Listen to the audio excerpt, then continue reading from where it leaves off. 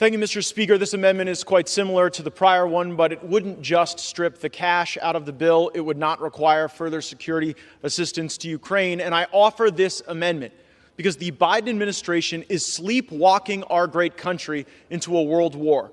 The American people did not sign up for this, and I believe Congress needs to have the solemnity to be able to stop this madness. I miss the days when Democrats used to be anti-war. And I listened with great interest as the ranking member, who I have great respect for, said the goal of this entire Ukraine-U.S. enterprise is to ensure that we are not going to war with Russia.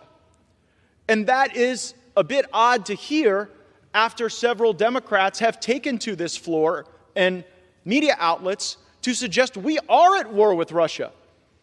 It was, in fact, the gentleman from Maryland, Mr. Hoyer, who came to this floor and said, we are at war with Russia.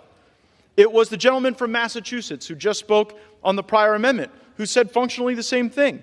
I do not want to go to war with Russia, and I don't think the American people do either, and that does not make anyone pro-Putin. I would similarly observe that part of the funding assistance that we are providing to Ukraine has nothing to do with the military. In this country, we have cops, we have firemen, we have teachers who wonder whether or not their pension fund is going to be sufficient to cover their life for the service that they have given.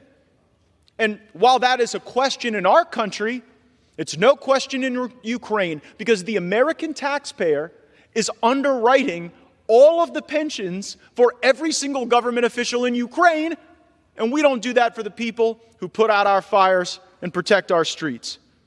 Similarly, how can we continue to just send all this money when there's a lack of accountability? The Pentagon has to fess up that they have multi-billion-dollar accounting errors in this space. And when we had the Inspector General before our House Armed Services Committee, he could not testify that our country had followed our own requirements and our own laws regarding the end-use monitoring of equipment that we are sending into a combat zone.